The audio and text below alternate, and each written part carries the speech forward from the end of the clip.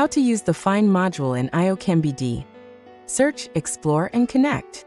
Find is an aggregator that indexes all published collections and calculations from the 7 institutional ioChem-BD browser nodes.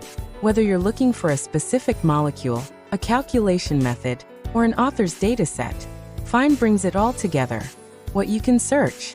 With Find, you can locate data using text, names, keywords, DOIs, etc., chemical elements, molecular structures.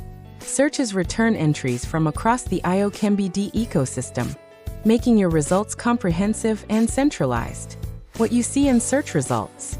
Each result gives you a compact but informative snapshot including preview and title of the molecule, authors of the dataset, program used for the calculation, calculation method, DFT, MP2, etc., and more metadata to help you decide what to explore next.